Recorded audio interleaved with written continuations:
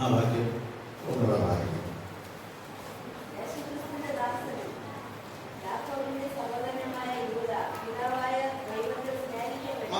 ഈ വാക്യമാണ് കഴിഞ്ഞ ആഴ്ച ഞാൻ പ്രസംഗിച്ചത്. പിതാവാകുന്ന ദൈവത്തിൽ സ്നേഹിക്കപ്പെട്ടത്. എന്നാൽ രണ്ടാം ദിവസവും അത് തന്നെയാണ് സ്നേഹിക്കുന്നത്. അടുത്ത ആഴ്ച നമ്മൾ സൂക്ഷിക്കുന്ന ഏത് നിലവാരത്തിലാണെന്ന് നോക്കാം. കഴിഞ്ഞ ആഴ്ച ഞാൻ പഴയ നിയമത്തിലെ 12 കാര്യങ്ങൾ പറഞ്ഞാണ് സ്നേഹിക്കപ്പെടുന്നത്. ഇന്ന് നമുക്ക് പുതിയ നിയമത്തിലേക്ക് പോകാം. യേശു കർത്താവ് പിതാവാകുന്ന ദൈവം സ്നേഹിക്കുന്ന ഒരു വ്യക്തിയെ ആദ്യം ചെയ്യുന്ന, പുതിയ നിയമത്തിൽ ചെയ്യുന്ന ഒരു പ്രക്രിയ നമുക്ക് നോക്കാം. വെളിപ്പാട് പുസ്തകം 1-ാം അധ്യായം അതിന്റെ 6-ാം വാക്യം. 1-ാം അധ്യായം അതിന്റെ 6-ാം വാക്യം.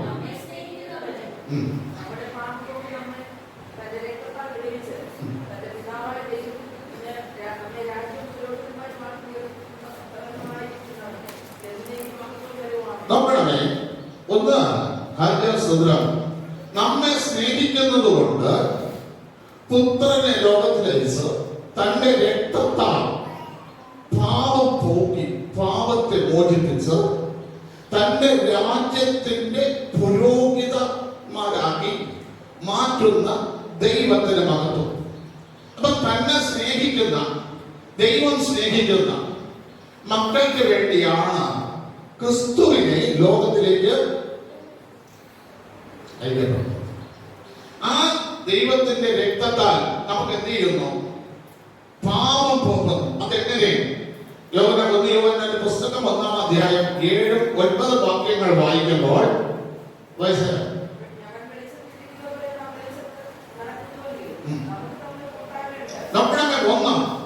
നമുക്ക് അവനെ വെളിച്ചത്തിൽ എന്ത് ചെയ്യണം?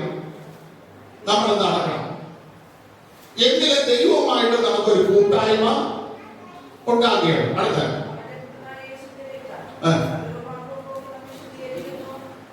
നമ്മൾ നോക്കണമേ, അവന്റെ പുത്രനായ യേശു ക്രിസ്തുവിന്റെ രക്തം നമ്മുടെ സകല പാപങ്ങളെയും പോക്കി ശുദ്ധീകരിക്കുക. അതിന്റെ 9-ാം വാക്യം.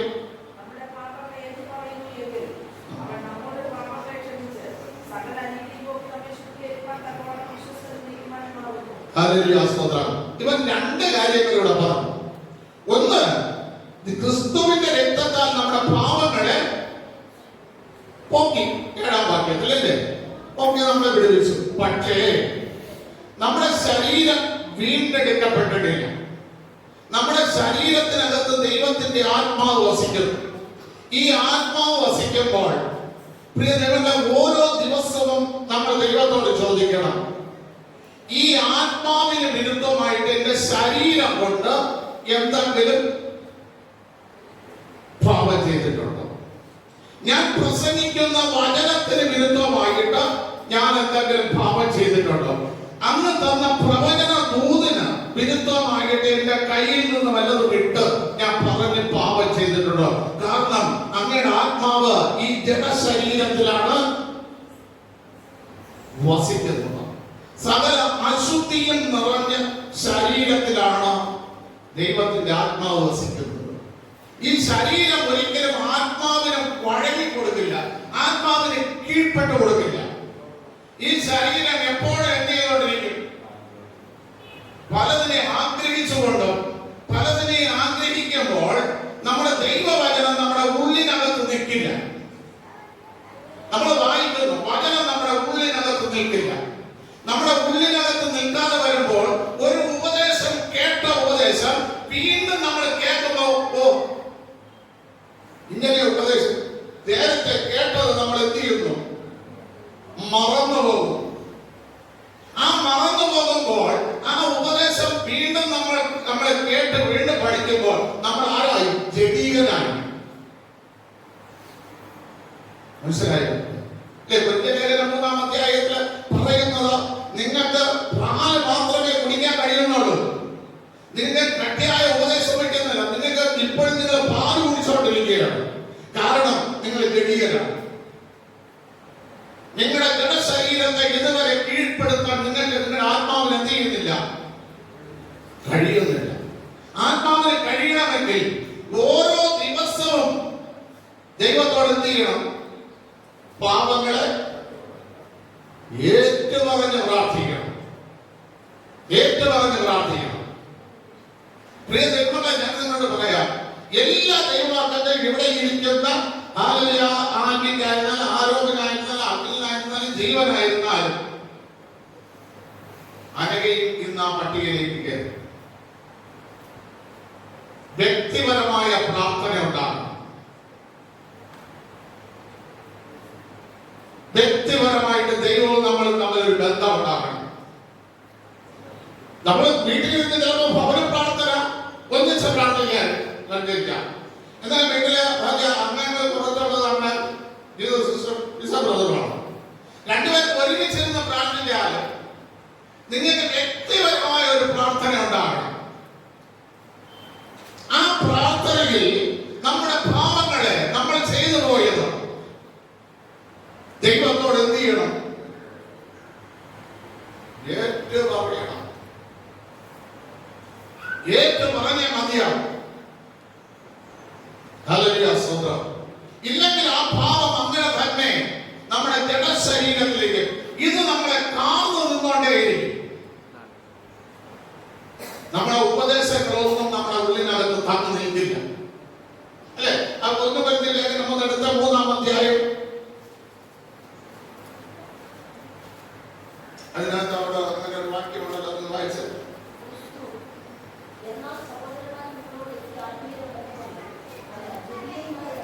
ജഡിയന്മാരോടെന്ന പോലെ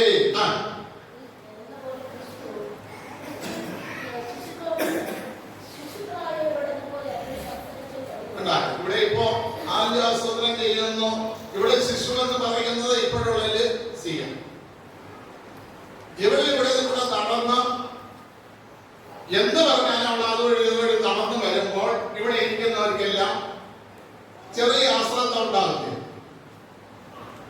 ഇതുപോലെയാണ് നിങ്ങൾ ദൈവവചനം ശരിക്ക് ശ്രദ്ധിച്ച് കേൾക്കാൻ മനസ്സില്ലാത്ത ശിശുക്കൾ, ജഡികൾ അതുപോലെ ഇരിക്കുന്നു എന്നാണ്. അങ്ങനെ ശ്രദ്ധിച്ച് കേൾക്കാത്തത് കൊണ്ട് നമ്മുടെ ഉള്ളിനകത്ത് ഉപദേശം എന്ത് ചെയ്യില്ല?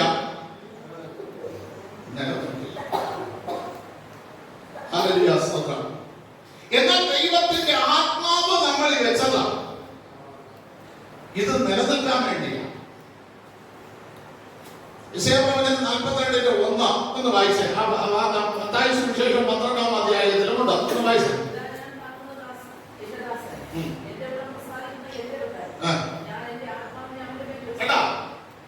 ദൈവം നമ്മെ കാണണം, ദൈവ പ്രസാദം നമ്മളിൽ വരണം. അപ്പോഴേ ഈ ആത്മാവ് നമ്മളിൽ എന്ത് ചെയ്യുള്ളൂ? സ്ഥിരമായിട്ട് നിൽക്കുകയുള്ളൂ. ഇതാ ഞാൻ താങ്ങുന്ന എന്റെ ദാസൻ, അവന്റെ മേലെ എന്റെ ആത്മാവ് വെച്ചിരിക്കുന്നു. ഇതിനെക്കുറിച്ച് പുതിയ നിയമത്തിൽ കർത്താവ് പറഞ്ഞ എന്താണ്? 12-ാം അധ്യായം എടുക്കാം. മത്തായി 12.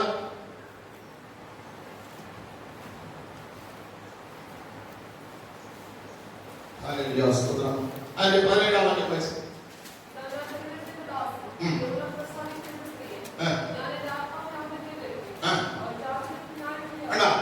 പുതിയ നിയമത്തിൽ വന്നപ്പോൾ നമ്മൾ ജാതികൾക്ക് ന്യായവിധി നടത്താനാണ് ഈ ആത്മാവിനെ തന്ന് നമ്മുടെ മേലെത്തിയത് വെച്ചത്. അതാണ് കർത്താവ് പറഞ്ഞത്, നിങ്ങളല്ലോ എന്റെ പരീക്ഷയിൽ നിലനിന്നത്. അതുകൊണ്ട് പിതാവ് എനിക്ക് രാജ്യം വിഭജിച്ചു തരുമ്പോൾ ഞാനും നിങ്ങൾക്ക് രാജ്യം വിഭജിച്ചു തരും. നിങ്ങൾ 12 കസേരയിരുന്ന 12 ഗോത്രങ്ങളെയും ഒരു ന്യായവിധി കർത്താവായിട്ടാണ് നമ്മൾ എന്ത് ചെയ്തത്? ദൈവം തെരഞ്ഞെടുത്തത്. ന്യായ കർത്താവ് ഭാവം ചെയ്യാൻ പാടുണ്ടോ?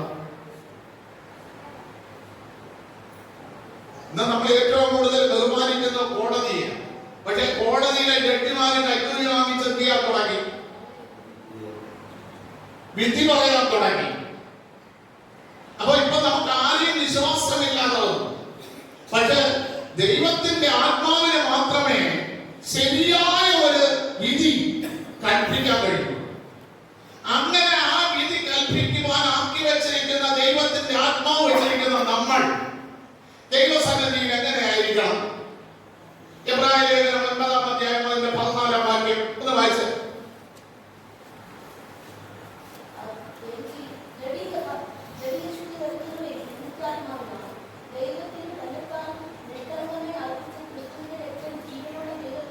ഒന്ന്, നിത്യാത്മാവ്, ഒരിക്കലും നശിച്ചു പോകാത്ത ആത്മാവിനെയാണ് നമ്മളെ മേൽ എന്ത് ചെയ്തിരിക്കുന്ന ദൈവം തന്നിരിക്കുന്നത്. ആ നിത്യാത്മാവ് നമ്മളിൽ തന്നത് ക്രിസ്തുവിന്റെ രക്തം മുഖാന്തരമാണ്. അത് പിതാവ് നമ്മളെ സ്നേഹിച്ചതുകൊണ്ടാണ് ആ രക്തം നമ്മളെ തന്നത്. ആ രക്തം കൊണ്ട് നമ്മളെ തന്ന നമ്മുടെ നിർജീവ പ്രവൃത്തികളെ പോക്കി. അപ്പൊ ദൈവത്തിന് ഹിതമല്ലാത്ത പ്രവൃത്തികൾ നമ്മൾ എന്ത് ചെയ്യണം?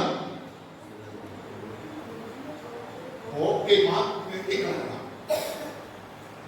ഒന്ന്, നിർജീവമായ പ്രവൃത്തി ദൈവസന്നിധിയിൽ നിസ്സാരത്വം പറഞ്ഞുകൊണ്ടിരിക്കരുത്.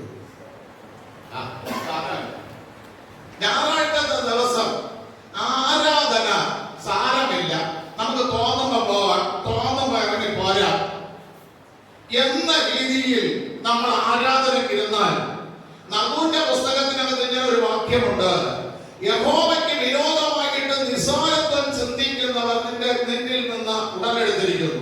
യഹോവ അവരെ മുടിച്ചു കളയും. നിസ്സാരത്വമായിട്ട് പ്രിയ ദൈവങ്ങളെ ദൈവസന്നിധിയിൽ ആരാധിക്കാൻ വന്നാൽ അവരെ തുടങ്ങേണ്ട അവസ്ഥ.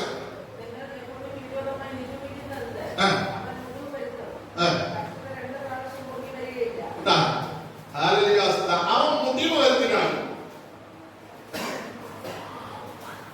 പക്ഷെ നമ്മൾ നിസ്സാരത്വം ഇല്ലാതെ വന്നാൽ കഷ്ടതയിൽ നോക്കാൻ പോകുന്നത് 2 പ്രാവശ്യം വരില്ല, ഒറ്റ പ്രാവശ്യം അത് വന്നിട്ട് അതിനെ എന്ത് ചെയ്തിരിക്കും? ദൈവം നീക്കി തരും. പക്ഷെ ദൈവസന്നിധിയിൽ നമ്മൾ നിസ്സാരത്വത്തോടെ കടന്നു വന്നാൽ ദൈവം നമുക്ക് മുടിവ് വരും. അപ്പൊ നിർജീവത്വം പോക്കി ദൈവത്തിന് എന്ത് ചെയ്യണം? എബ്രായ ലേഖനത്തിൽ 9:14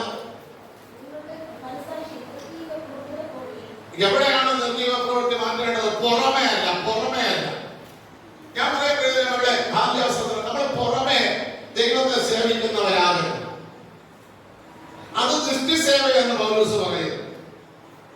ദൈവത്തെ ആകമേ സേവിക്കുന്നവരാകണം. ദൈവത്തിന് ആകം കൊടുക്കണം.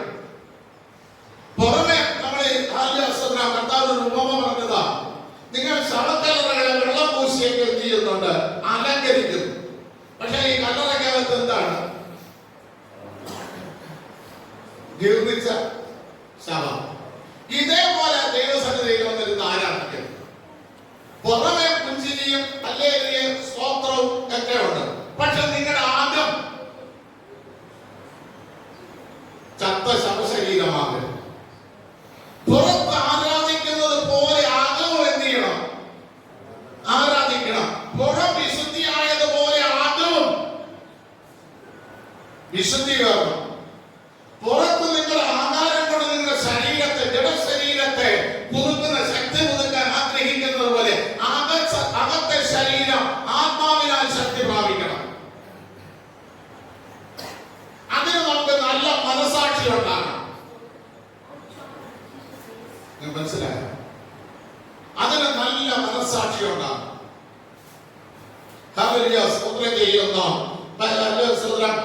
ഇതാണ് എബ്രായ ലേഖനം 12-ാം അധ്യായം അതിന്റെ 24-ാം വാക്യം വായിച്ചത്.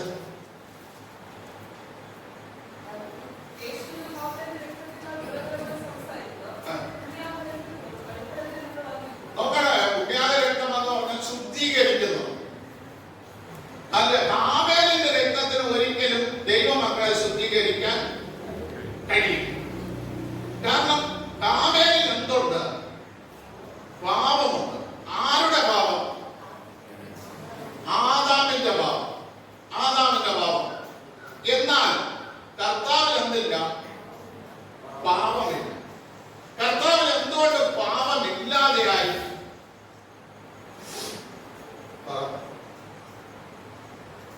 എന്തുകൊണ്ട് പാപമില്ലാതായി? പ്രിയ ദൈവങ്ങളെ, പാപം കൂടുതലും പ്രവേശിക്കുന്ന പിതാക്കന്മാരിലൂടെയാണ്. ദൈവം പിതാക്കന്മാരോടാണ് കൂടുതൽ അരുളി ചെയ്തിട്ടുള്ളത്. ആ ഏദൻ തോട്ടത്തിൽ നിൽക്കുന്ന വൃക്ഷത്തിന്റെ ഫലം ഭക്ഷിക്കരുതെന്ന്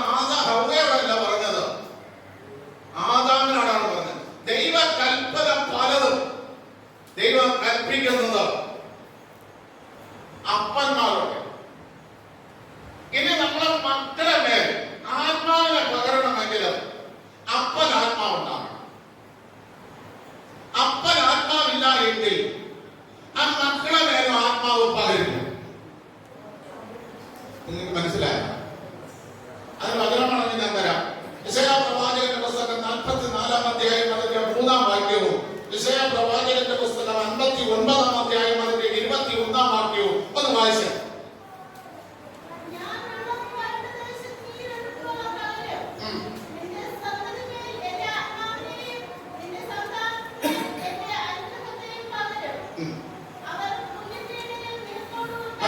നോക്കണമേ, അപ്പന്മാരോടാണ് എല്ലാ കൽപ്പനകളും. സ്ത്രീയോട് പറഞ്ഞിട്ടുള്ള മക്കൾക്ക് വേണ്ടി പറഞ്ഞിട്ടുള്ള ഒറ്റ കൽപ്പനയോട് എന്താണ്? നീ അവർക്ക് വേണ്ടി കരയണം. അല്ലാതെ വചനം പഠിപ്പിക്കേണ്ടതും ആത്മാവിനെ പകർന്നു കൊടുക്കേണ്ടതും അപ്പന്മാരാണ്. എന്റെ മേൽ ആത്മാവുണ്ടെങ്കിലേ എന്റെ മോന്റെ മേൽ പകരും. അവന്റെ പുറത്ത് ആത്മാവുണ്ടെങ്കിലേ അവിടെ മേൽ പകരും. ഇനി മീകയിൽ ആത്മാവില്ലെങ്കിൽ അവന്റെ മേൽ ആത്മാവ് വേണം, ഇല്ലെങ്കിൽ പകരും. 59-21 വായിച്ച്. ഞാൻ അവരോട് ചെയ്തിരിക്കുന്ന നിയമം നിന്റെ മേൽ എന്റെ ആത്മാവ്. ഇവിടെ രാജവണ്ണന്റെ മേൽ ആത്മാവുണ്ടെങ്കിൽ രാജവണ്ണന്റെ മക്കളെ മേൽ പകരും. റസാലന്റെ മേലുണ്ടെങ്കിൽ റസാലന്റെ മക്കളെ മേൽ പകരും. അതിലുണ്ടെങ്കിൽ റിസംബ്ലറിന്റെ മക്കളെ മേൽ പകരും. സുനിലിന്റെ ആത്മാവുണ്ടെങ്കിൽ സുനിലിന്റെ മക്കളെ മേൽ പകരും. റസാലന്റെ 2 മക്കളുണ്ട്, ആൺമക്കള്. ഒരാള് ശുശ്രൂഷൻ.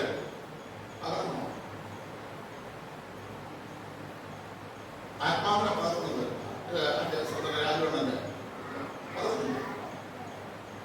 ഇത് ശുശ്രൂഷകനായില്ല എങ്കിലും ആത്മാവിനെ പകർന്നാൽ അവൻ പാപം ചെയ്യാതെ ചെയ്യും. ആത്മാവിനെ പകർന്നാൽ ഒരു ശുശ്രൂഷകനായില്ല എങ്കിലും നിന്റെ മേലുള്ള എന്റെ ആത്മാവിനെയും നിന്റെ അപ്പൊ ദൈവത്തെ വചനം ആരെല്ലാം കൊടുത്ത സ്ത്രീകളടുത്തും ഏതിനത്തിൽ പുതിയ ദിനത്തിൽ പ്രസംഗിക്കാൻ പറഞ്ഞില്ല. ഇപ്പൊ നമ്മൾ ചെയ്യുന്നുണ്ട്. സഹോദരിമാർക്ക് മീറ്റിംഗ് കൊടുക്കുന്നു, അതിൽ മെസ്സേജ് കൊടുക്കുന്നു, സഹോദരിമാർക്ക് കൺവെൻഷൻ. അതല്ലേ ഈ നേരത്തെ പൗലോസ് പറഞ്ഞ ആ സുവിശേഷത്തിൽ വന്നതാണ്. ആ സുവിശേഷത്തിൽ വന്നു അവിടെ അത് നമ്മൾ വിശദീകരിക്കില്ല, നമ്മൾ അത് പറഞ്ഞില്ല. അപ്പോ അതിന് സ്തോത്രം ചെയ്യുന്നു. അപ്പൊ ദൈവം ആത്മാവിനെ പകർന്നതും വചനം പകർന്നതും ആരിലാണ്? പുരുഷന്മാരിലാണ്. ആ പുരുഷന്റെ വായിൽ വചനം ഉണ്ടെങ്കിലേ മക്കളിലേക്ക് വരും. അല്ലാതെ സഹോദരിമാരെ ചുമ്മാ കിടന്ന് പ്രാർത്ഥിച്ച് കരയും. പക്ഷെ ഇവരൊക്കെ ഗുണം പിടിക്കാതെ എങ്ങനെ വരും?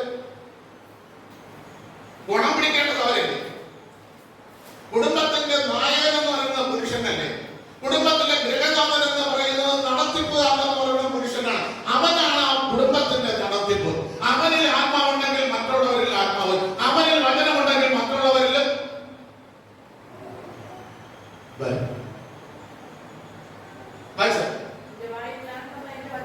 നിന്റെ വായിൽ ഞാൻ തന്ന എന്റെ വചനം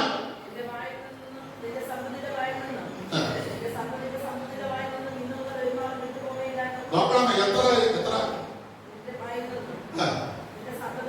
നിന്റെ സന്തതിയുടെ വായിൽ 4 തലമുറ. 4 തലമുറയുടെ വായിൽ പകർന്നു കൊടുക്കേണ്ട വചനമാണ് എന്റെ തന്നിരിക്കുന്നത്. എന്റെ മോന് അവരെ തലമുറയ്ക്ക് അതിന്റെ തലമുറ. ഈ വചനം ഞാൻ പഠിക്കാതെ പോയാൽ അവന് കിട്ടുമോ? അവന്റെ മക്കൾക്ക് കിട്ടുമോ?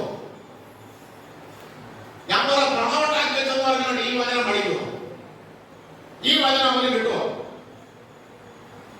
നമ്മൾ രാവിലെ എഴുതി എന്ത് ചെയ്യുന്നു? ജോലിക്ക് പോകുന്നു. എന്തിന്? ഈ ജഡത്തെ സന്തോഷിപ്പിക്കാൻ. പക്ഷെ ഇതിനകത്തുള്ള ആത്മാവിനെ അത് സന്തോഷിപ്പിക്കും. ഇതിനകത്തുള്ള ആത്മാവിനെ ആര് പുതുക്കിയെടുക്കും? നമ്മളോടുള്ള നിയമം അതാണ്. ദൈവം പറഞ്ഞാൽ ഈ ആത്മാവ് പുരുഷൻ ആത്മാവുണ്ടെങ്കിൽ, പുരുഷന് ദൈവം തന്ന വചനമുണ്ടെങ്കിൽ, യെശയ്യാ പ്രവാചകന്റെ പുസ്തകം 1:18 പറയുന്ന ഒരു കാര്യമാണ്, വരുവിൻ നാം നിന്റെ പാപങ്ങൾ എത്ര തന്നെ കടുംചുവപ്പായിരുന്നാലും ഞാൻ അതിനെ ഹിമം പോലെ വെളുപ്പിച്ച് പഞ്ഞി പോലെ അത് ഈ പുരുഷക്കാരെഴുതുന്നത് പ്രാർത്ഥിക്കും.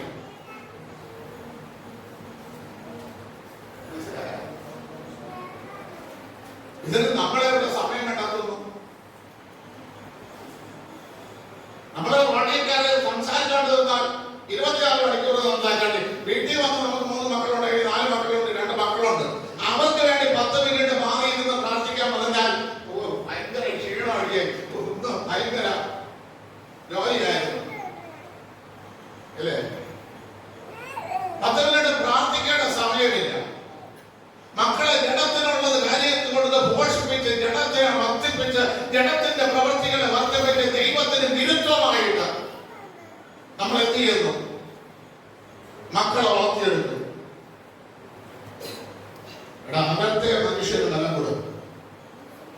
അകത്തെ മനുഷ്യന് ആത്മാവിന്